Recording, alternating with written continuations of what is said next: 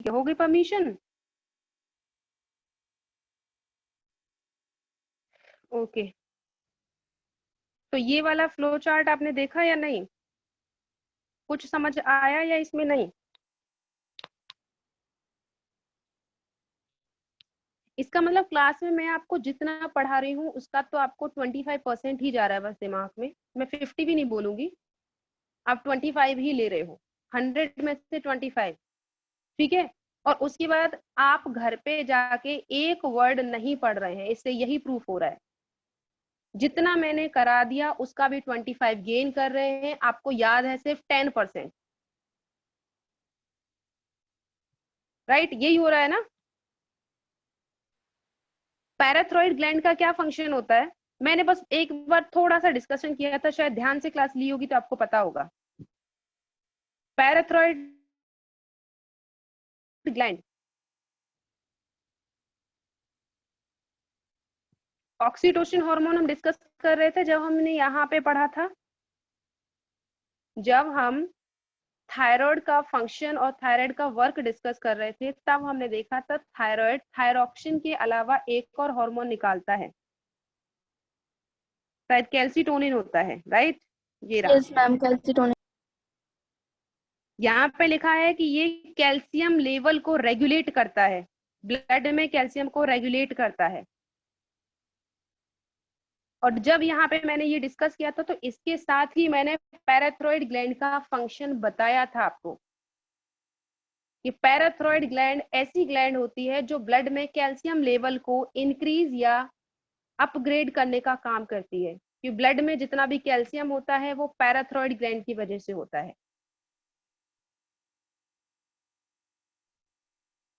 जो आपको ये थायराइड ग्लैंड दिख रही है, ये जो आपको बटरफ्लाई लाइक स्ट्रक्चर यहाँ पे दिख रहा है, ये वाले जो पोर्शन है आपके, इसी को तो बोलते हैं हम थायराइड ग्लैंड का बटरफ्लाई लाइक स्ट्रक्चर होता है।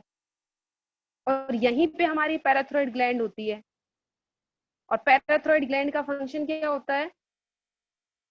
कैल्शियम लेवल ब्लड में इंक्रीज करना। तो जब कैल्शियम लेवल पैराथ्रॉइड ग्लैंड की वजह से इंक्रीज हो जाता है तो वो हमारी ब्लड की कॉम्पोजिशन को क्या करेगा? बेकार करेगा। तो उस टाइम पे हमें कैल्सिटोनिन हार्मोन की जरूरत होती है, तो हमारी बॉडी वहां पे कैल्सिटोनिन हार्मोन सिक्रेट आउट करती है ताकि जो कैल्शियम का लेवल ब्लड में इंक्रीज हो रहा है उसको डिक्रीज कर सके। इसके बाद मैंने आपको डिजीजेस बोले थे, क्या आपने पढ़ लिए ये कौन सी हार्मोन की डेफिशिएंसी या ओवर सिक्रेशन की वजह से कौन कौन सी डिजीजेस होती हैं? पढ़े हैं या नहीं, या फिर ब्लैंक चले आते हो बस क्लास में?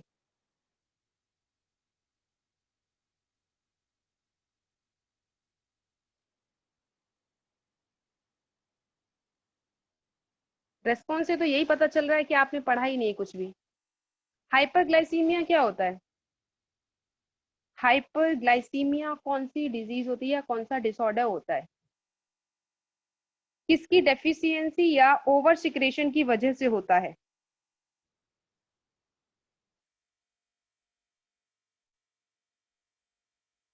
वेरी गुड, बहुत सही जा रहे हैं आप लोग। चलो कोई नहीं, ये तो आपका होमवर्क था, आप कीजिए मत कीजिए, इट्स डिपेंड ऑन यू। ठीक है, जब पेपर में आएगा तो उसमें आप बैठ के लिखते रहना, कि मोस्ट प्रोबेबली जो 1 मार्क क्वेश्चन आते हैं ना उसमें ये पूछ लिया जाता है कि हाइपरग्लाइसीमिया डिजीज होती है वो किस वजह से होती है।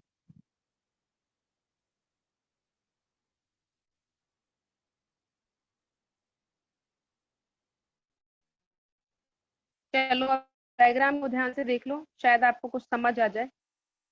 अच्छा, एक क्वेश्चन हम लोग कल भी डिस्कस कर रहे थे बीपी वाला, लेकिन आज मैं शुगर वाला डिस्कस करती हूँ, कि अगर एक पर्सन है उसके ब्लड में शुगर लेवल इंक्रीज हो रहा है, मतलब वो डायबिटीज पेशेंट है,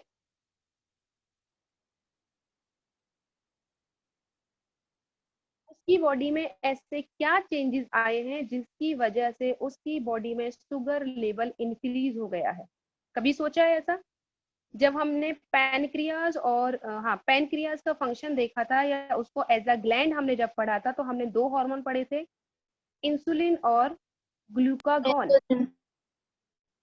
राइट, इंसुलिन और ग्लूकागॉन जब हम पढ़ते हैं तो हमने कल जब मैं बता रही थी तभी मैंने बताया था कि इन दोनों का अपोजिट फंक्शन होता है। इंसुलिन होता है तो वो शुगर लेवल को कम करता है, ग्लूकागॉन होता है तो शुगर लेवल को इंक्रीज करता है ब्लड में। तो अगर कोई पेशेंट है डायबिटीज का, तो उसके अंदर क्या कंडीशन रही होगी, हार्मोन का कैसा सिक्रेशन रहा होगा, इंसुलिन ज्यादा होगा या ग्लूकागॉन ज्यादा होगा, बताएगा मुझे कोई? ग्लूकागॉन ज्यादा हो।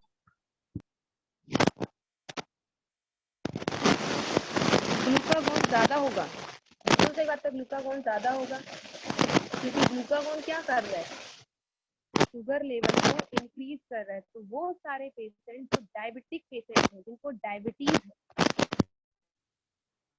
Ma'am your voice is not coming properly. Hormone रहता मैम है बहुत स्लो आ रही है। वो कम सीक्रेट, आवाज कम आ रही है, अभी आ रही है प्रॉपर? अब ठीक आ रही है। ओके। तो जितने भी डायबिटिक पेशेंट होते हैं, जिनको डायबिटीज होता है, उनके केस में क्या होता है कि उनके पैनक्रियाज से इंसुलिन का प्रोडक्शन कम होता है। अब इंसुलिन का प्रोडक्शन कम होगा तो ऑब्वियस सी बात है कि वो शुगर लेवल को कम करने के लिए रिलीज आउट होता है। तो जब इंसुलिन ही कम होगा तो वो कैसे शुगर की अमाउंट को डिक्रीज कर पाएगा? तो शुगर की अमाउंट ब्लड में इंक्रीज होती रहेगी, राइट? और इंक्रीज करने के लिए कौन रेस्पॉन्सिबल है? ग्लूकागॉन। तो ऐसे पेशेंट जो डायबिटीज के पेशेंट हैं या जो डायबिटिक पेशेंट हम उन्हें बोले, तो उनके अंदर इंसुलिन हार्मोन का सिक्रेशन कम होता है और ग्लूकागॉन का ज्यादा होता है, राइट? और यहाँ पे फ्लो चार्ट में भी यही दिखा रखा है। अगर इसके बारे में आप शुगर लेवल के बारे में सोचते तो भी आपको ये डायग्राम समझ आ गया होता। सपोज दैट कोई पेशेंट है जो हाई ब्लड शुगर है, उसके अंदर शुगर लेवल इंक्रीज हो गया है, तो जब शुगर लेवल इंक्रीज होगा तो वो आके एक्ट करेगा पैनक्रियाज पे, और पैनक्रियाज से वो बोलेगा कि भाई तू इंसुलिन का प्रोडक्शन स्टार्ट कर। जब तू इंसुलिन का प्रोडक्शन स्टार्ट करेगा तो इंसुलिन जो शुगर का लेवल है उसको कम करेगा। तो इंसुलिन जाके वर्क करता है लिवर पे, क्योंकि लिवर में क्या होता है, ग्लूकोज से ग्लाइकोजन और ग्लाइकोजन से ग्लूकोज की जो चेंजेस वाली प्रोसेस है या इंटरचेंजेबल प्रोसेस है वो वही होती है। तो जितना भी ग्लूकोज हमारी बॉडी में स्टोर रहता है या ग्लूकोज का ब्रेकडाउन होता है वो हमारे लिवर में ही होता है। तो यहाँ से इंसुलिन जाएगा पैनक्रियाज से और जाके वर्क करेगा लिवर पे, और वो ग्लूकोज को ग्लाइकोजन की फॉर्म में कन्वर्ट करा देगा। क्यों? क्योंकि ग्लाइकोजन तो हमारी स्टोर्ड फॉर्म है। अब ये जो ग्लूकोज है वो ग्लाइकोजन की फॉर्म में कन्वर्ट होके हमारी बॉडी में स्टोर हो जाएगा।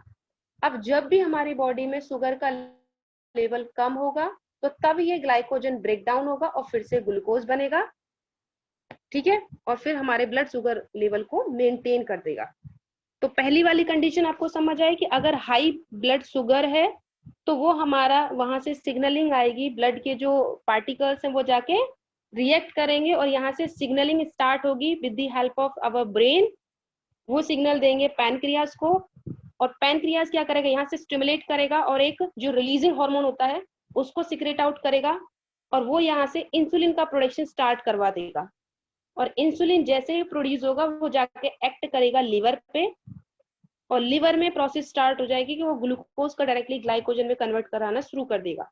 अब जैसे जैसे ग्लूकोज ग्लाइकोजन में चेंज होगा तो वैसे वैसे शुगर का लेवल, मतलब ग्लूकोज का लेवल कम होता जाएगा, ग्लाइकोजन इंक्रीज होता जाएगा।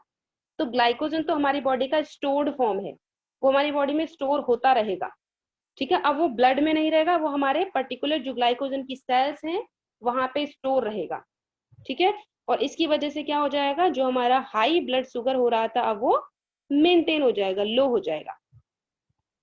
बिल्कुल अपोजिट डायरेक्शन है कि अगर शुगर लेवल कम हो जाए तो हमारी बॉडी में कौन सा हार्मोन एक्टिवेट होगा, पैनक्रियाज के थ्रू। इंसुलिन। अगर हमारी बॉडी में शुगर लेवल कम है तो ग्लूकागॉन होगा ना, पैनक्रियाज को जाएगा एक मैसेज और पैनक्रियाज से बोला जाएगा कि भाई ब्लड में शुगर का लेवल कम है, आप फटाफट से ग्लूकागॉन हार्मोन को सिक्रेट आउट करवाओ, ताकि ग्लूकागॉन ग्लाइकोजन जो स्टोर्ड फॉर्म में रखा हुआ है उसको ग्लूकोज की फॉर्म में तोड़ना स्टार्ट करे और हमारे ब्लड में ग्लूकोज का लेवल इंक्रीज होना स्टार्ट हो जाए। तो आप एक प्रोसेस याद कर लीजिए, हाई ब्लड शुगर वाला याद कर लेंगे तो लो वाला अपोजिट हो जाएगा, अगर लो वाला याद कर लेंगे तो हाई वाला अपोजिट हो जाएगा। ठीक है, तो ये आपका जो आपकी पैनक्रियाटिक ग्लैंड है या पैनक्रियास ग्लैंड है उसका फ्लो चार्ट था कि वो कैसे कैसे वर्क करेगा, उसके पास अगर कोई सिग्नलिंग आएगी तो वो कैसे ब्लड के ग्लूकोज लेवल को मेंटेन करेगा। ठीक है, इसलिए पैनक्रियास जो होता है उसको मेन रिस्पॉन्सिबल माना जाता है कि वो हमारे ब्लड में शुगर लेवल को मेंटेन करता है with the help of insulin and glucagon. ठीक है, excuse me ma'am, yes ma'am बेटा। ऐसे बोलते हैं जैसे हम कि जैसे किसी को शुगर होती है तो वो बोलते हैं कि अगर तुम्हें मीठा खाना है तो तुम सॉलिड फॉर्म में ले लो, लेकिन टी और मिल्क वगैरह में नहीं लेना चाहिए, तो क्यों नहीं लेना चाहिए? क्योंकि शुगर तो शुगर है देखो ना। मैं बताती हूँ, हाँ शुगर तो शुगर ही होता है, लेकिन जब भी आप लिक्विड फॉर्म में लोगे तो लिक्विड फॉर्म जल्दी आपके बॉडी में सर्कुलेट होता है। सेकेंड थिंग, उसके डाइजेशन में भी प्रोसेस नहीं लगता है उतना। पर आपको पता है कि जब भी हम कोई भी शुगर खाते हैं उसका डाइजेशन हमारे माउथ से ही स्टार्ट हो जाता है। तो जब भी आप कोई भी शुगर मॉलिक्यूल सॉलिड फॉर्म में खाओगे तो फर्स्टली उसका जो डाइजेशन होगा वो ज्यादा अमाउंट में माउथ में हो जाएगा, क्योंकि सॉलिड जो होगा उस चीज को जब आप माउथ में चबाओगे, जितना आप टाइम उसको माउथ में रखोगे उतने ज्यादा यहाँ पे आपके जो स्लाइवरी एमाइलेज एंजाइम है वो वर्क करेंगे और जो आपकी कार्बोहाइड्रेट की फॉर्म में आप शुगर ले रहे हैं उसको डाइजेस्ट करेंगे। तो इस तरह से जो बैक्टीरिया हो सॉरी हाँ जो आपके एंजाइम्स होंगे वो आपके यहाँ पे ज्यादा टाइम के लिए उस पर एक्टिव होंगे। और अगर आप ओरली कोई सब्सटेंस ले रहे हैं जिसमें शुगर मॉलिक्यूल प्रेजेंट है तो वो आपके माउथ में कम टाइम के लिए स्टोर होंगे, वो जल्दी से जल्दी आपके ब्लड में सर्कुलेट हो जाएंगे। तो ब्लड में सर्कुलेट होंगे तो ऑब्वियस सी बात है ब्लड में शुगर लेवल इंक्रीज होगा, और इंक्रीज होगा तो वो आपकी बॉडी पे उसका एक्शन जल्दी शो आउट होगा as compare to the solid molecule. तो इसीलिए ओरली थोड़ा कम बोला जाता है कि आप सॉलिड ले लेंगे तो उतनी जल्दी रिएक्शन नहीं होगा, और वो स्लोली स्लोली आपको पता है ना कि जैसे जैसे आपका पूरा डाइजेस्टिव सिस्टम है वहां से तो होके जाएंगे ही आपके सारे मॉलिक्यूल स्मॉल इंटेस्टाइन में जाएंगे, वहीं पे सारा लिक्विड हो चाहे सॉलिड हो वहीं पे एब्जॉर्ब होगा। लेकिन हर एक पार्ट में जो टाइम लगेगा वो सॉलिड को ज्यादा लगेगा, क्योंकि उसके पार्टिकल्स या उसका जो साइज है वो ज्यादा कॉम्प्लेक्स है, ज्यादा लार्ज है। तो उसको ब्रेक डाउन करने में हर एक पार्ट में ज्यादा टाइम लगेगा, तो वहां पे उसका डाइजेशन में टाइम होते होते उसकी जो एफिशिएंसी होती है वो कम हो जाती है। तो इसीलिए सॉलिड मॉलिक्यूल फिर भी कम इफेक्ट शो करते हैं और देर से इफेक्ट शो करेंगे, लेकिन लिक्विड जल्दी करते हैं। ओके ठीक मैम। है, चलो अब हमारे पास दो ग्लैंड और हैं। अभी आपको शायद पता होगा parathyroid, pituitary gland, thymus and thymus तो हमने डिस्कस नहीं किया है, हाइपोथैलेमस का थोड़ा सा फंक्शन हमने डिस्कस किया था। ठीक है, और उसके बाद हमने एड्रिनल ग्लैंड, पैनक्रियाज, ये सारा डिस्कस कर लिया है। ठीक है, अब इसके बाद है हमारी गोनेड्स या आप बोल सकते हो ओवरीज और टेस्टिस। जब हम 8th क्लास में थे तो हमने चैप्टर पढ़ा था आई थिंक रिप्रोडक्शन, राइट? और यस। रिप्रोडक्शन में आप पढ़ते हैं मेल रिप्रोडक्टिव ऑर्गन और मेल रिप्रोडक्टिव सिस्टम और फीमेल रिप्रोडक्टिव सिस्टम, कि फीमेल रिप्रोडक्टिव सिस्टम में कौन कौन से पार्ट्स होते हैं, उनका क्या क्या फंक्शन होता है, कैसा उनका स्ट्रक्चर दिखता है। वैसे ही आपने फीमेल का भी पढ़ा था। ठीक है, तो उसी थोड़ा सा जो आपने पढ़ा है उसी को कॉन्सेप्ट में लाने की कोशिश कर रही हूँ मैं, कि जो मेल होते हैं उनके पास वन पेयर ऑफ टेस्टिस होता है, और अगर मैं बात करूं फीमेल की तो उनके पास भी one pair of ovaries present होती है। ठीक है, ओवरीज और टेस्टिस दोनों के दोनों पेयर में प्रेजेंट होते हैं। टेस्टिस मेल में प्रेजेंट होती हैं, ओवरीज फीमेल में प्रेजेंट होती है। अब ये दोनों भी एक ग्लैंड की तरह बिहेव करती हैं, क्योंकि हमें पता है जो टेस्टिस होता है वो एक पाउच लाइक स्ट्रक्चर में पैक रहता है जिसे हम स्क्रोटम के नाम से जानते हैं। और स्क्रोटम का मेन फंक्शन होता है कि वो टेस्टिस का जो टेम्परेचर होता है उसको 2 से 2.5 डिग्री सेल्सियस कम रखता है as compare to body temperature. ठीक है, जो हमारी बॉडी होती है जैसे मेल की जो बॉडी होगी उसका टेम्परेचर अगर सोच लो कि 35 डिग्री सेल्सियस है, तो उसका जो टेस्टिस का टेम्परेचर रहा होगा वो 2 या 2.5 कम रहेगा as compare to the body temperature. तो ये मेन फंक्शन होता है स्क्रोटम का। ठीक है, अब इसका जो लो टेम्परेचर रखने का क्या मतलब होता है कि जो टेस्टिस होती हैं उन्हें मेनली रिस्पॉन्सिबल माना जाता है कि वो स्पर्म का प्रोडक्शन करती हैं। ठीक है, जो स्पर्म सेल्स होती हैं जो रिप्रोडक्टिव लाइफ के लिए बहुत इंपॉर्टेंट होती है, तो स्पर्म का प्रोडक्शन लोअर टेम्परेचर पे ही होता है। तो उस टेम्परेचर को मेंटेन करने के लिए स्क्रोटम को टेस्टिस का 2 या 2.5 डिग्री सेल्सियस टेम्परेचर बॉडी से कम रखना होता है उसको। ठीक है, जो टेस्टिस होती हैं वो एक हार्मोन सिक्रेट आउट करती हैं जिसे हम टेस्टोस्टेरोन बोलते हैं या मेल सेक्स हार्मोन बोलते हैं। और ये जो हार्मोन होता है बेसिकली रिस्पॉन्सिबल होता है मेल के सेकेंडरी सेक्सुअल कैरेक्टरिस्टिक्स के लिए। ठीक है, तो टेस्टिस का तो मेन फंक्शन यही होता है कि वो क्या करता है, स्पर्म का प्रोडक्शन करता है, लेकिन उसके साथ साथ टेस्टिस से एक हार्मोन्स का भी सिक्रेशन होता है। उस हार्मोन का नाम होता है टेस्टोस्टेरोन। तो टेस्टोस्टेरोन का मेन फंक्शन होता है मेल में सेकेंडरी सेक्सुअल कैरेक्टरिस्टिक्स को डेवलप कराना। जैसे बियर्ड, मुस्टैची, उस दिन भी हम डिस्कस कर रहे थे कि बॉडी पे जो हेयर्स का डेवलपमेंट होता है या डीप वॉइस हो जाती है, मुस्टैचीज हो जाती है, बियर्ड का आना, ये सारे कैसे होते हैं, सेकेंडरी सेक्सुअल कैरेक्टरिस्टिक्स होते हैं। तो इन सब कैरेक्टरिस्टिक्स के लिए जो एक और हार्मोन है दैट इज टेस्टोस्टेरोन, वो भी पार्ट प्ले करता है और इम्पोर्टेंट करता है वो। ठीक है, और ये टेस्टिस से सिक्रेट आउट होता है। तो यहाँ पे टेस्टिस को एज ए ग्लैंड क्यों बोला गया है, क्योंकि वो सारे पोर्शंस जो किसी ना किसी हार्मोन का सिक्रेशन करते हैं उन्हें हम ग्लैंड्स के नाम से जानते हैं। जैसे उस दिन हम हाइपोथैलेमस का हमने डिस्कस नहीं किया था, तो बच्चे बोले थे मैम हाइपोथैलेमस भी एज अ ग्लैंड यहाँ पे डिस्कस कर रखा है। तो वहां पे ग्लैंड उसको इसलिए डिस्कस कर रखा है क्योंकि वो बहुत सारे ऐसे केमिकल सब्सटेंस सिक्रेट आउट करता है जो हमारे पिट्यूटरी ग्लैंड को कोऑर्डिनेट कराता है या उसको फंक्शन करने के लिए बोलता है।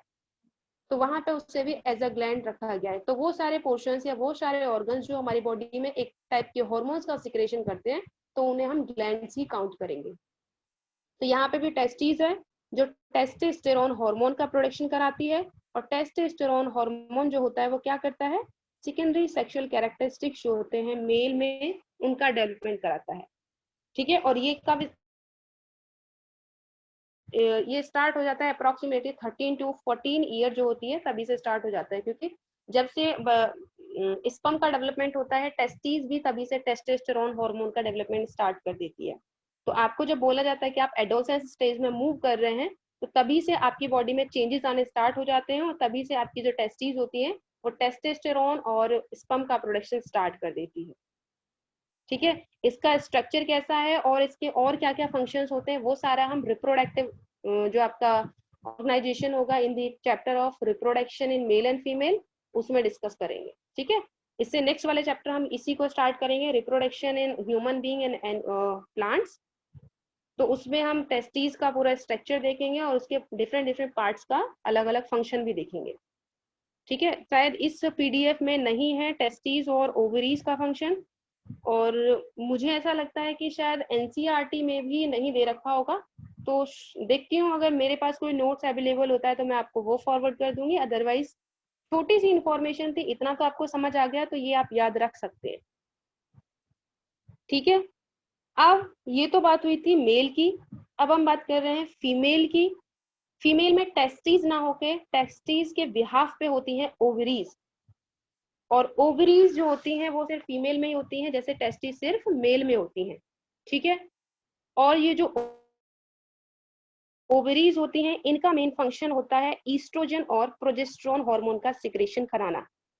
ठीक है, तो जो हमारी ओवरीज होती हैं जो पेयर में प्रेजेंट होती हैं उनका एक मेन फंक्शन होता है कि वो ईस्ट्रोजन और प्रोजेस्टेरोन हार्मोन का तो सिक्रेशन कराते ही हैं जिन्हें हम फीमेल सेक्स हार्मोन के नाम से जानते हैं। उसके साथ साथ जो ओबा या फिर एग सेल के हम नाम से बोले, ओबा और एग सेल का भी फॉर्मेशन कराते हैं जो हमारी रिप्रोडक्टिव लाइफ के लिए इंपॉर्टेंट है जैसे कि स्पर्म था। ठीक है, तो यहाँ पे जो आपका स्पर्म है और जो ओवा है वो दोनों फ्यूज करेंगे तभी जाके क्या बनता है, एक जाइगोट बनता है, और तभी जाइगोट फिर फर्दर डिवाइड हो होके एम्ब्रियो बनेगा। एम्ब्रियो बनने के बाद वो कंप्लीट एक चाइल्ड बन जाता है। तो ये जो पूरी प्रोसेस होती है रिप्रोडक्शन की उसके लिए male reproductive cell that is sperm, female reproductive cell that is ovum या एग या ओवा, इन दोनों का होना जरूरी होता है। जब ये दोनों मिक्सअप होंगे तभी जाके एक जाइगोट या आफ्टर द 9 मंथ्स एक बेबी का डेवलपमेंट स्टार्ट मतलब बर्थ होता है। ठीक है, तो ओवरीज होती है वो फीमेल में प्रेजेंट होती हैं और पेयर्स में होती हैं, और इनका मेन फंक्शन आपने देखा कि ओवा का डेवलपमेंट कराना प्लस ईस्ट्रोजन और प्रोजेस्टेरोन हार्मोन का डेवलपमेंट कराना। अब फीमेल में अगर बात करें कि मैम उसमें तो सिर्फ एक ही हार्मोन था, दैट इज टेस्टोस्टेरोन, लेकिन यहाँ पे दो हार्मोन है, एक ईस्ट्रोजन है, दूसरा है प्रोजेस्टेरोन। तो ईस्ट्रोजन का मेन फंक्शन क्या होता है कि जो फीमेल का रिप्रोडक्टिव ट्रैक्ट होता है पूरा, मतलब कि ओवरी हो गया, फेलोपियन ट्यूब हो गया, यूटेरस हो गया, तो इन सब का पूरा रिप्रोडक्टिव ट्रैक्ट का जो डेवलपमेंट होता है उसको कराने के लिए रिस्पॉन्सिबल होता है ईस्ट्रोजन हार्मोन। ठीक है, इसके साथ साथ जो ब्रेस्ट डेवलपमेंट होता है, ठीक है, या बॉडी में और भी बहुत सारे चेंजेस आते हैं, जैसे मेल में चेंजेस आ रहे थे बॉडी में, वैसे ही फीमेल में जो डेवलपमेंट होते हैं या सेकेंडरी सेक्सुअल कैरेक्टरिस्टिक्स आते हैं, उनके लिए भी कौन रिस्पॉन्सिबल होता है? ईस्ट्रोजन हार्मोन ही होता है। और ईस्ट्रोजन हार्मोन 10 to 12 ईयर की एज में स्टार्ट हो जाता है in the case of female. तब जब से मेंस्ट्रुअल साइकिल स्टार्ट होता है तभी से डेवलपमेंट स्टार्ट हो जाता है। ठीक है, और सेकेंड वन हार्मोन जो हम प्रोजेस्टेरोन डिस्कस कर रहे हैं, प्रोजेस्टेरोन का मेन फंक्शन होता है जो आप मतलब कि एक तरह से बोले कि जो मेंस्ट्रुअल साइकिल होता है उसमें हेल्प करता है। ठीक है, तो कब मेंस्ट्रुअल साइकिल ऑफ करना है, मतलब स्टॉप करना है, कब उसको स्टार्ट करना है, अगर प्रेगनेंसी है तो किस तरह से बिहेव करना है, फीटस का डेवलपमेंट कराना है कि जब फीटस बन जाएगा तो उसको यूटेरस में किस किस टाइप की डेवलपमेंट की नीड होगी। ठीक है, उसके बाद जो मेमोरी ग्लैंड है उनका कितना डेवलपमेंट होना चाहिए, बेबी के बर्थ से पहले हो जाना चाहिए। तो ये सारे जो डेवलपमेंट के लिए रिस्पॉन्सिबल होता है वो प्रोजेस्टेरोन होता है। ठीक है, तो एक तरह से आप बोलो कि जो प्रेगनेंसी हार्मोन होता है वो आपका प्रोजेस्टेरोन होता है।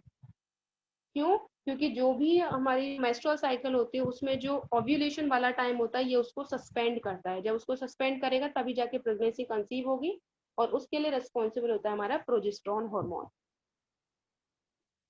ठीक है, तो ये था आपका गोनेट्स के बारे में, या आप बोल सकते हो टेस्टिस और ओवरीज जो भी हमारी ग्लैंड की तरह वर्क करती हैं। ठीक है, अब यहाँ पे आपको ये वाली हेडिंग दिख रही होगी, चलो ये एक बार डिजीज आप देख लीजिए। अभी मैंने आपसे यही डिजीज पूछी थी, हाइपरग्लाइसीमिया क्या होती है?